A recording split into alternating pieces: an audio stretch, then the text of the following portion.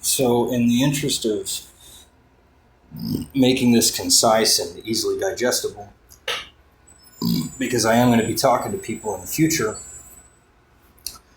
the gist, the spirit of this movement is to not ever impose your will upon someone else, to the point where if you do something, it should not necessitate that somebody else has some kind of effect happen to them, such that a person can always choose what kind of an effect that they receive.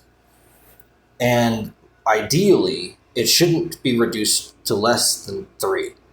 Everybody should always be given at least 3 viable options in any given scenario. So that's kind of the rule of the movement is everybody gets afforded at least 3 viable choices at all times.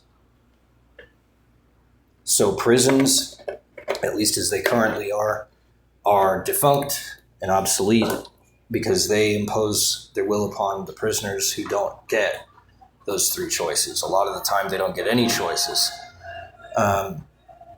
especially if they get put into stuff like solitary confinement, for example. I find to be torture. It is far beyond anything that should be allowed. You should not ever put someone in solitary confinement. You wouldn't starve the prisoner, but you're going to starve their mind. Your mind has to consume information all the time. If it ever loses its diet of constantly consuming information, it will start eating itself.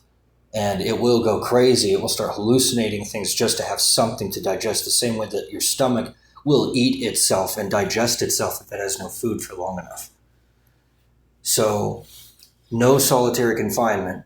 There's things like that you can easily, and I would think obviously, but maybe not obviously, derive from not imposing your will upon anyone else to the point where their choices are reduced to less than 3 at any given time for any reason. So that also excludes capital punishment. There are specific issues that I wanted to touch on because I was thinking about this and I was like, they're not necessarily wrong for taking this view because it does specify where the outline is. See, and this is why I'm trying to go through all these uploads now. So, yeah, the funny thing, the irony is that I'll actually look worse for having done it because I didn't do this with anyone else. I just did it online. And so there's now evidence of me, talking to myself, trying to come up with all this and being an asshole and being all a terrible representative of my own movement. But, like I say, I do a lot of that, I guess, is self-sabotage because I'm afraid that I'm never going to be like the icon. I don't want to be the icon. I don't want to be in the spotlight. I don't want people looking at me and being like, well, you said this. I don't want that kind of responsibility. I just kind of want to play.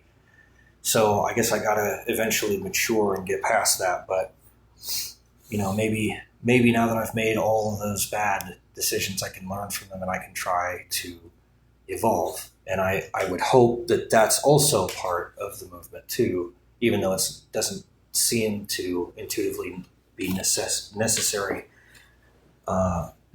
derived from that not imposing your will upon anyone else rule. But maybe it is, and I just don't see it. So the specific issues that come to mind are like you can't do capital punishment. Taxes are a great example of where the line is in the movement between what is and what is not considered to be ethical. So taxes can be either ethical or not ethical depending on how they're levied. So income tax is necessarily an imposition of will upon the population because they cannot choose not to pay it. If a person goes to work and they get paid and that gets taxed, then they can't avoid paying that tax. There's no one that doesn't work ever, You have to work. So that's an imposition of will. A general sales tax is less invasive, less of an imposition of will, but it's also an imposition of will because you can't really ever stop buying things. You're not ever going to have a fully self-sufficient farm that you just live on forever. But the imposition of will happens when you impose a tax that the person has no choice but to pay.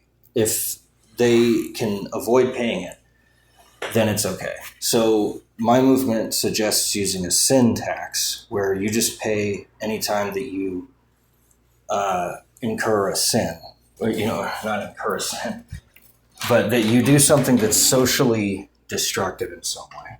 So smoking cigarettes, smoking pot, doing drugs, going to the brothel, things like that, those are going to be taxed. Sin tax, and then that would pay for government funding. But there are also different problems with that too.